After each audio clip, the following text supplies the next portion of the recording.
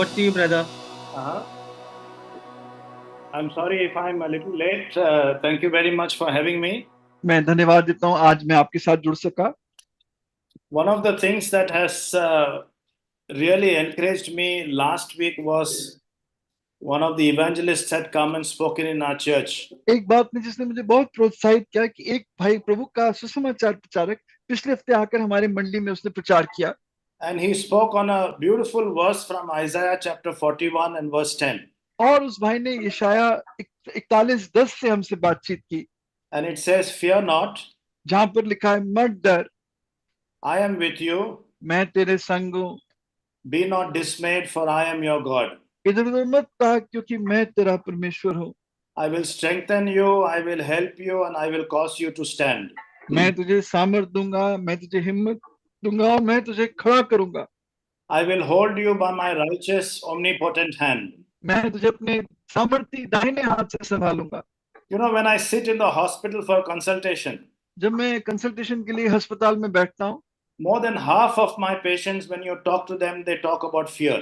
ज्यादातर आधे से ज्यादा मरीज डर के बारे में बात करते हैं And when they talk about fear, it is fear that cripples them.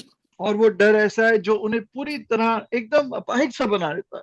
But the word of God is so beautiful, it is so contemporary. लेकिन प्रभु का वचन इतना सुंदर, इतना इस समय का है।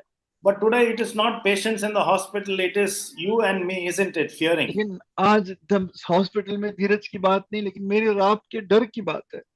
The Bible is full of verses about fear. Bible डर से जुड़ी आयतों से भरी पड़ी है।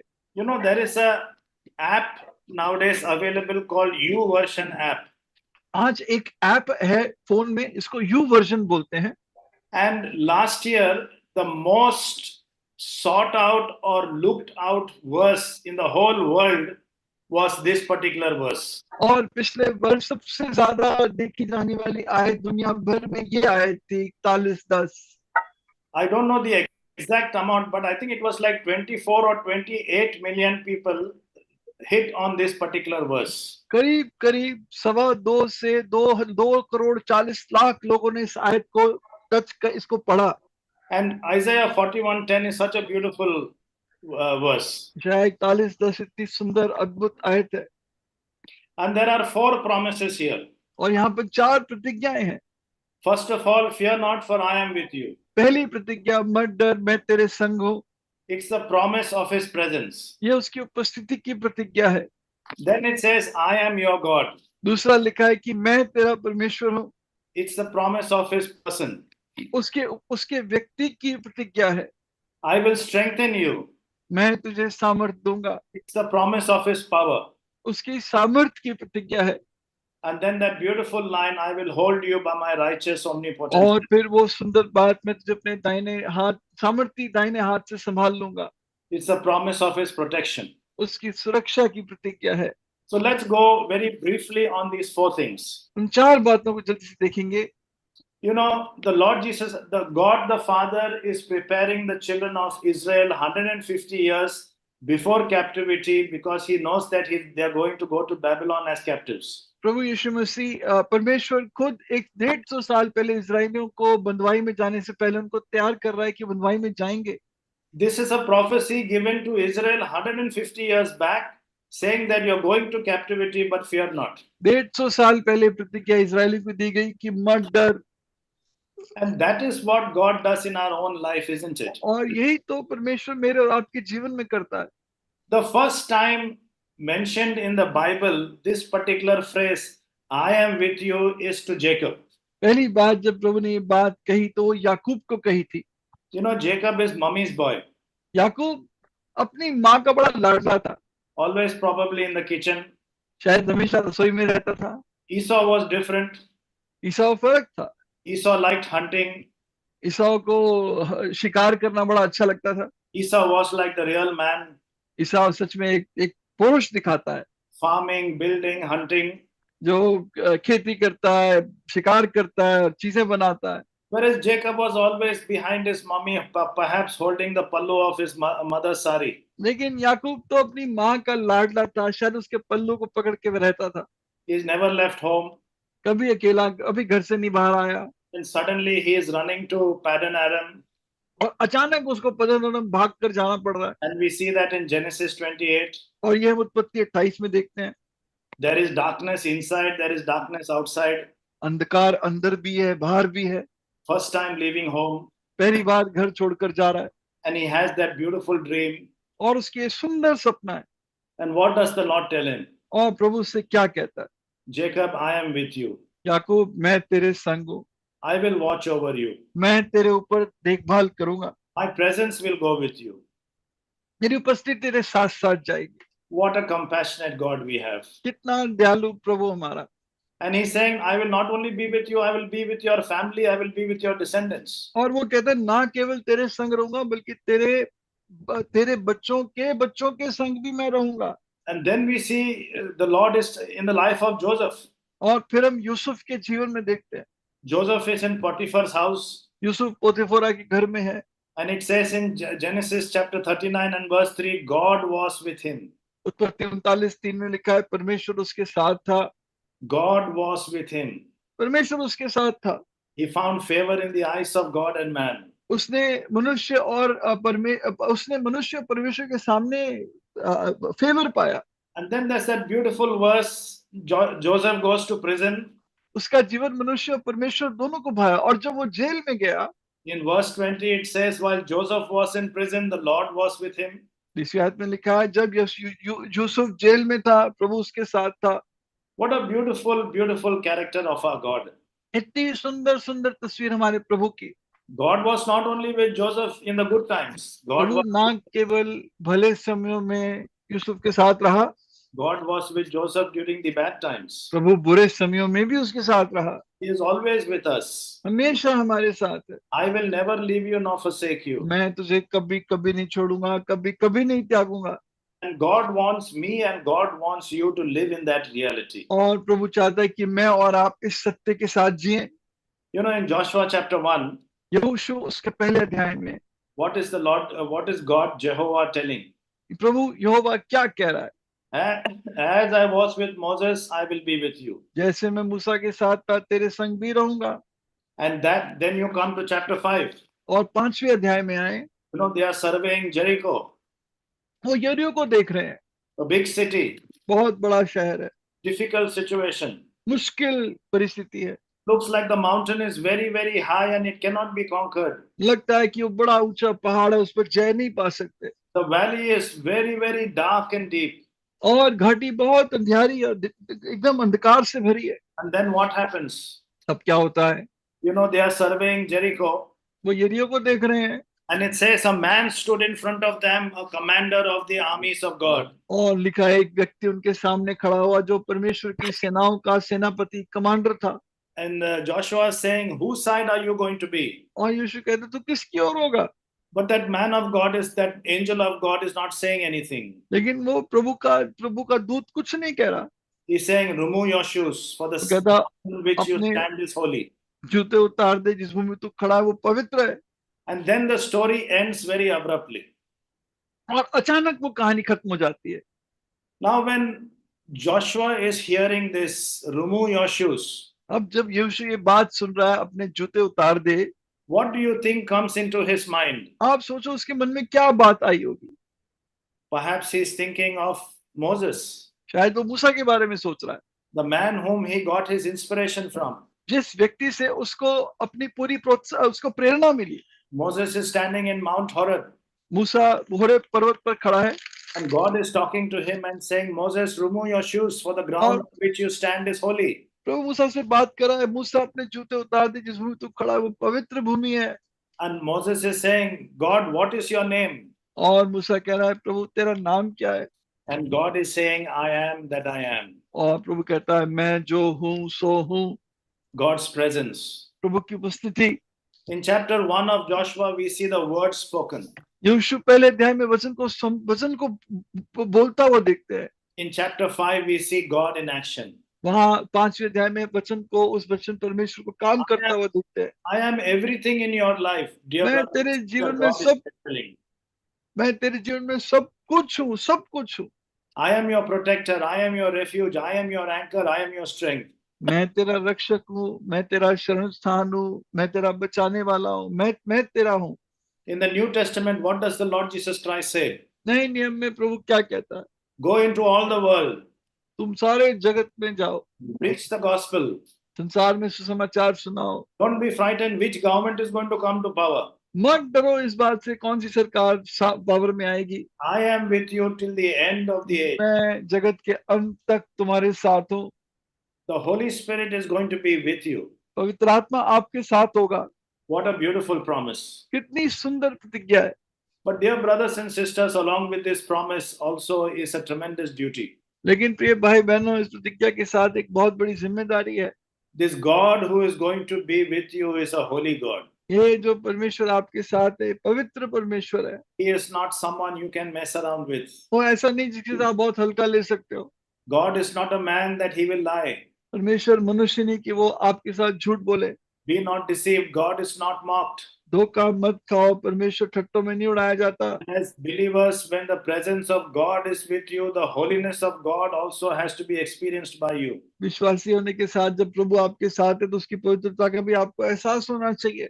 And God will put you through fire, और प्रभु आपको आग से निकालेगा, but the fire will not consume you. लेकिन वो आग आपको भस्म नहीं कर सकेगी। But if the dross in your life is not going to be consumed by that fire, God will put you through a greater fire. लेकिन अगर वो आग आपके जीवन के मैल को नहीं निकालने पाई तो प्रभु आपको और आग से निकालेगा।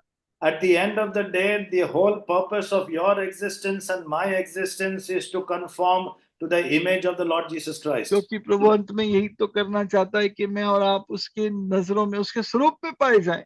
So that is the first thing, the promise of his presence. ये पहली बात है, उसकी उपस्थिति का ये प्रतिज्ञा की प्रभु आपके साथ है। So next promise is the promise of his person. और दूसरी प्रतिज्ञा उसके व्यक्ति, उसके अपने व्यक्तित्व की प्रतिज्ञा। I am thy God. मैं तेरा परमेश्वर हूँ। The whole Godhead is in you. सारा परमेश्वर खुद तुम में वास करता है। In Hebrews chapter 16, Hebrews chapter 11, what do we read? In Hebrews 11, what do we read?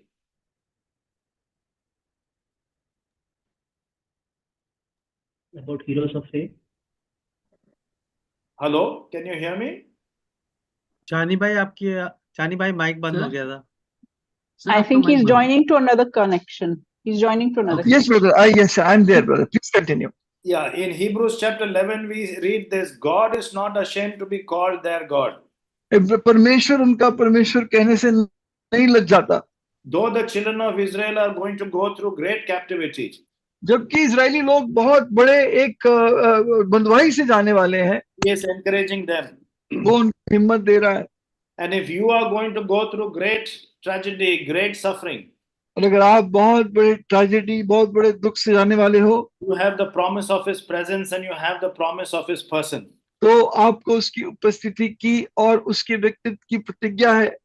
He that has begun a good work in you जिसने वो भला काम तुम्हारे जीवन में शुरू किया, will carry it on to completion until the day of Jesus Christ. उसको अपने आने के दिन तक पूरा भी करेगा। That is Philippians chapter 1 and verse 6. फिलिपियों उसका पहला अध्याय और 6 आयत। In Psalm 138 we see, he shall perfect that which concerneth me. Psalm 138 भजन 138 में प्रभु कहता है कि वो जो मेरे बारे में उसको सिद्ध करेगा। And the holy triune God is saying that we are alive for you. और वो सर्वशक्तिमान परमेश्वर ये बात बता रहा है कि मैं तुम्हारे लिए हूँ। God is so interested in us that he sent his only begotten son. परमेश्वर आप में इतनी रुचि रखता है कि उसने अपने इकलौते पुत्र को भेज दिया।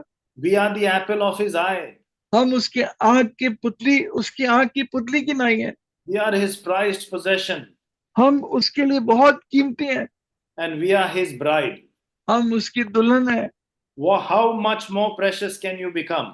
और कितना कीमती आप हो सकते हो। So when you are down, जब आप निराश हो, remember the Godhead in person is inside you. आप याद करो प्रभु खुद आपके अंदर वास करता है। The third thing we see is the promise of his power. और तीसरी बात उसकी सामर्थ्य की प्रतिज्ञा। I will strengthen you. मैं तुझे सामर्थ्य दूंगा। We have that beautiful verse, isn't it? My grace is sufficient for you. हमारे पास वो अद्भुत आयत है, मेरा अनुग्रह तेरे लिए काफी है, For in weakness is your strength made perfect. क्योंकि आपकी निर्बलता में उसकी सामर्थ्य सिद्ध होती है। Paul says, when I am weak, then I am strong. पौलुस कहता है, जब मैं निर्बल होता हूँ तब मैं सामर्थ्य होता हूँ। In the eyes of the world, you are weak. संसार की नजरों में आप कमजोर हो, You are nobody. आप कुछ भी नहीं हो, Nobody cares for you. और कोई आपकी चिंता नहीं करता। But you know, in the eyes of God, you are precious. लेकिन प्रभु की नजरों में आप बहुत कीमती हो। You know, someone beautifully said, God has only two addresses. किसने बड़ी सुंदर ढंग से कहा, प्रभु की केवल दो एड्रेस हैं, God has only two addresses. दो पते हैं, प्रभु के दो पते हैं। He lives in the highest heavens, वो सबसे ऊंचे स्वर्ग में रहता है, in the high and lofty heaven, और बड़े ऊंचे स्वर्ग में रहता है, and he lives in a broken and a contrite heart. और वो एक टूटे पिछड़े मन के व्यक्ति के दिल में रहता है। In Ephesians chapter 3, we read, इफिसियों 3 में हम पढ़ते हैं, we are strengthened with might by his spirit in the inner man. हम आत्मा के द्वारा उसके आत्मा के द्वारा अंदरूनी मनुष्य में बड़े सामर्थ पाई है हमने। You are going to be strong because of God's grace. हम उसके आत्मा के द्वारा अंदरूनी मनुष्य में मजबूत किए गए, आप परमेश्वर के अनुग्रह से मजबूत किए जाओगे। But how does God's grace work in your life? लेकिन प्रभु का अनुग्रह आपके जीवन में कैसे काम करता है? It works through the word of God. वो परमेश्वर के वचन के द्वारा काम करता है। You know, in Acts chapter 20 and verse 32, फिर तो काम 20 अध्याय 32वीं आयत में Paul is shipwrecked. पौलुस का जहाज डूब चुका है। The Ephesian elders have come, इफिसियों के वह जो प्राचीन है वो आए हैं, and they have that very sad moment when Paul is going to leave them for good and they are never going to see the face of Paul और again. अब एक बड़ी दुखदायी घड़ी है जब वो छोड़ के उन्हें जा रहा है और दोबारा उसका चेहरा कभी नहीं देखेंगे। And Paul is saying, I commend you to the word of his grace which is able to build you up. और पौलुस कहता है, मैं तुम्हें उसके परमेश्वर के वचन के हर हाथ में सौंपता हूँ जो तुम्हें संभाल सकता है। In 1 John chapter 2, what do we read? पहला यूहन्ना 2 अध्याय में क्या पढ़ते हैं? You are strong because of the word of God that abides in you. तुम मजबूत हो उस वचन के कारण जो तुम में वास करता है। Some of us want to get strong in our own merit, isn't it? हम में से कई लोग अपने जो हमारे पास औदा जो भी कुछ है उससे ताकतवर बनना चाहते हैं। What does the psalmist say? Psalmist says, I awaken the dawn and I spend time in your word. भजन लिखने वाला कहता है, मैं तो तड़के सुबह को जगाता हूँ और प्रभु के साथ समय बिताता हूँ। But for most of us, the dawn comes and goes and still we are not awake. लेकिन हम में से कितनों के लिए तो वो तड़के सुबह आती है चली जाती है, फिर भी हम नहीं जगते। We have time for everything else. हमारे पास हर चीज के लिए समय है। As the hymn writer says, room for pleasure, room for business. जैसे भजन लिखने वाला कहता है, जैसे गीत लिखने वाला कहता है, हमारे पास मस्ती के लिए समय है, हमारे पास काम के लिए समय है। But for Christ the crucified, लेकिन मसीह जो क्रूस पे घाते थे उसके लिए समय नहीं है। not a place that he can enter in the hearts of whom he died. एक समय नहीं जब वो उनके लिए उनके मन में आ जाए जो जिसके लिए वो घात हुआ। You know why I am not strong? क्यों मैं मजबूत नहीं हूँ? Because I am not willing to take the right place with the word of God. क्योंकि मैं वचन के साथ सही जगह नहीं लेना चाहता। When we speak to each other on the phone, एक दूसरे के साथ फोन पे बात करते हैं, we speak to each other when we meet. हम एक दूसरे से जब मिलते हैं तो बात करते हैं। What do we speak about? हम किसके बारे में बात करते We हैं? speak about so many things, but we don't even have a single minute to speak about the goodness of God, what we have read in our private devotions, how God's word has encouraged us, and how God's word is leading us. हम इतनी सारी चीजों की बात करते हैं लेकिन ये बात नहीं करते किस तरह प्रभु ने मुझे हिम्मत दी, कहाँ से प्रभु ने मुझसे बात की, कोई नई बात प्रभु ने मुझे बताई। When we should be eating meat, we are still drinking milk. हमें तो सख्त भोजन खाना चाहिए और अभी भी हम बिल्कुल हल्का फुल्का दूध पी रहे हैं। This is a warning for me, dear brothers and ये sisters. मेरे लिए चेतावनी है भाई बहनों। The only thing that is going to help you is spending time in God's word. जो बात आपकी सहायता करेगी वो है प्रभु के साथ वचन के साथ समय बिताना। But don't spend time with God's word like a Pharisee. लेकिन एक फरीसी की तरह नहीं बिताना। not for knowledge, ज्ञान के लिए नहीं, not for speaking, ना कि प्रचार करने के लिए, not for preaching, ना कि प्रचार करने के लिए, but for God's word to bring glory out in your life. लेकिन ताकि प्रभु का वचन तुम्हारे अंदर अपनी महिमा को दिखाए। And the last thing we see in this beautiful verse, आखिरी बात इस सुंदर आयत में हम देखते हैं, we see the promise of his protection. हम प्रभु की सुरक्षा की प्रतिज्ञा को देखते हैं। So we saw the promise of his presence. हमने उसकी उपस्थिति की प्रतिज्ञा को देखा We saw the promise of his person. और उसके व्यक्ति वो हमारे अंदर वास करता है, ये देखा। We saw the promise of his power because of the word of God. और उसकी सामर्थ जो उसके वचन के द्वारा है। And now we see the promise of his protection. और अब देखते हैं उसकी सुरक्षा जो वो खुद देता है। I will help you. मैं तेरी सहायता करूंगा, I will uphold you. मैं तुझे उभार के रखूंगा, I will hold you with my righteous, omnipotent hand. मैं तुझे अपने सामर्थी दाएं हाथ से संभाले रखूंगा। When we become feeble, dear brothers and sisters, जब प्रिय भाई बहनों हम कमजोर पड़ जाते हैं, when our strength is failing, when we are about to fall, जब हमारी सामर्थ बिल्कुल टूट जाती है और हम गिरने पर है, when we fail, when we stumble, when God is holding us. जब हम बहुत टूटे हुए हैं, प्रभु ही हमें संभाल सकता है। What a beautiful, beautiful thing that you are not holding God's hand, but God is holding your hand. इतनी सुंदर बात है, आपने प्रभु को नहीं बल्कि प्रभु ने आपको संभाला है। I will never leave you. I will never forsake you. मैं ना तो तुझे कभी छोड़ूंगा ना कभी त्यागूंगा। We know that beautiful poem about the footprints. हम उस सुंदर कविता को जानते हैं जो प्रभु के पदचिन्हों के बारे में थी। A man is walking on the sea, on the beach. एक व्यक्ति समुद्र किनारे चल रहा है, It's a dream he has, वो एक सपना देखता है and God is walking with him. और प्रभु उसके साथ साथ चल रहा है। And then he finds that there's only one step of footsteps, वहां देखता है एक ही कदमों के निशान, and that's a very difficult path in his life. और ये वो उसके जीवन का काल था जो बहुत मुश्किल था। And he is asking God, God, when it was so difficult for me, God, why did you leave me? कहता है प्रभु जब मेरे लिए इतना मुश्किल का समय था तो तूने मुझे क्यों छोड़ दिया? I can't see two steps, two footsteps there. मैं यहाँ दो पैरों के निशान नहीं देख रहा। And God says, my child, when it was so difficult for you, when you could not walk, I carried you. That is why those footsteps are my footsteps. प्रभु कहता है तो एक पैरों के निशान इसलिए देखता है क्योंकि जब तेरी सबसे मुश्किल घड़ी आई उस समय तुझे अपने गोद में लेकर चला, इसलिए एक ही पैरों के निशान है। Someone beautifully has put this. इसने बड़े सुंदर तरीके से कहा है, Among God's sons and daughters, के पुत्र और पुत्रियों के बीच में there is only one son who had no sin. एक ही बेटा था जिसने कभी पाप नहीं किया। But among God's sons, लेकिन परमेश्वर के पुत्रों के बीच में there is no son who did not have any suffering. एक ही पुत्र, एक भी बेटा ऐसा नहीं जिसने दुख नहीं उठाया। Your God and my God went through the deepest sufferings. मेरा और आपका परमेश्वर सबसे गहरे दुखों में से होकर गया। There is one son that God forsook, एक पुत्र को परमेश्वर ने त्याग दिया so that all the other sons will never be forsaken.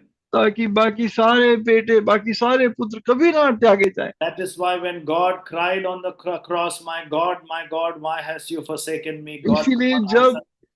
जब परमेश्वर क्रूस पे चिल्लाया, हे मेरे परमेश्वर तूने मुझे क्यों छोड़ दिया? For a moment in time, God, the heavenly Father, forsook God, his heavenly Son. एक घड़ी के लिए परमेश्वर पिता ने परमेश्वर पुत्र को त्याग दिया So that you and I will never ever be forsaken. ताकि मैं और आप कभी ना त्यागे जाएं। We will always be protected. हम हमेशा सुरक्षित रखे जाएं। The Bible says, cast your burden upon the Lord and he will bear you up. तो वो कहता है मेरे अपने सारे बोझ मेरे ऊपर डाल दे और मैं तुझे संभाल लूंगा।